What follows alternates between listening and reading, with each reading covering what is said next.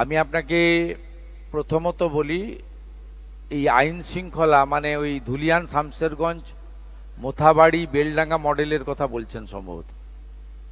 এরা প্রথমে একটু ভাতটা টিপে হাঁড়িতে, যেমন আমাদের মা দিদিরা রান্না করলে দেখে না সিদ্ধ হয়েছে কিনা, একটু দেখেছিল।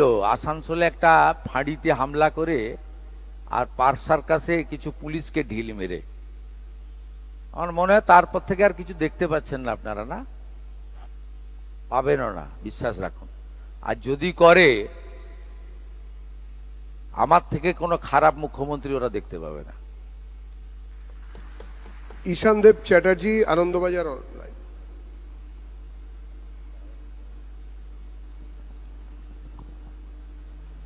সৌমেন্দ্রবাবু, আপনি একাধিকবার বলেছেন যে এটা কেন্দ্রীয় সরকারের 12 বছরের বিষয়ে সাংবাদিক বৈঠক, কিন্তু পশ্চিমবঙ্গ সবে 1 মাস হলো ডবল ইঞ্জিন সরকারের স্বাদ পেয়েছে। আপনি সে সম্পর্কেও বলেছেন যে এই 1 মাসে আপনার উপলব্ধি কি কি। তবু একটু স্পেসিফিক্যালি জানতে চাইবো যে এই 1 মাসে আপনি এই সরকারের সবচেয়ে বড় অর্জন বা সবচেয়ে বড় প্রাপ্তি হিসেবে কোন বিষয়টিকে বা কোন বিষয়গুলিকে দেখছেন? দেখুন, 1 মাসে মূল্যায়ন করা খুব মুশকিল। যে কাজগুলো অগ্রাধিকারের ভিত্তিতে করা উচিত, বিএসএফ কে জমি হস্তান্তর থেকে সেন্সাসের কাজ চালু করা থেকে অবৈধ অনুপ্রবেশকারীকে রাস্তা দেখিয়ে দেওয়া, এই ধরনের কাজকে অগ্রাধিকার দিয়ে যে জনকল্যাণের সুযোগ 21টা বিজেপি বা এনডিএ পরিচালিত সরকার পাচ্ছে, আমাদের রাজ্যের মানুষ পাচ্ছেন না। তাকে বাস্তবে রূপায়ণের ক্ষেত্রেই অগ্রাধিকার দিয়েছে।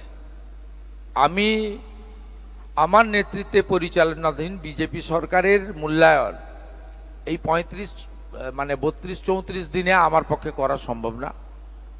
আমি এই মূল্যায়নের ভার জনগণের উপর ছেড়ে দিতে চাই। তাদেরকেও বলবো যে আমাদেরকে আপনারা সময় দিতে হবে। আমরা যেটা অগ্রাধিকারের ভিত্তিতে করা দরকার করেছি, যেটা অগ্রাধিকারের ভিত্তিতে করতে হবে সেটাও করব।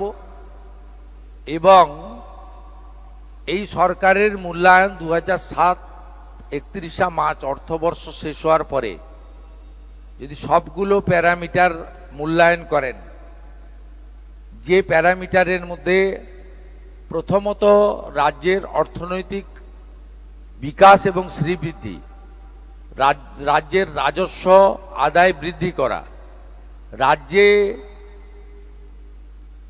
বিজনেস এবং ইন্ডাস্ট্রি ফ্রেন্ডলি এনভায়রনমেন্ট তৈরি করা, শিল্প বিনিয়োগের ক্ষেত্রে পলিসি নির্ধারণ করা, স্বচ্ছতার সঙ্গে ঘুষমুক্ত কর্মসংস্থান, সরকারি কর্মসংস্থানের দিগন্তের উন্মোচিত করা এবং সাধারণ জনগণের ক্ষেত্রে কল্যাণকর কর্মসূচি চালু করা আর ডবল ইঞ্জিনের বেনিফিট মানুষকে পৌঁছে দেওয়া, এই প্যারামিটারগুলোতে আইন শৃঙ্খলা তো নিশ্চয়ই, সঙ্গে নারী সুরক্ষা।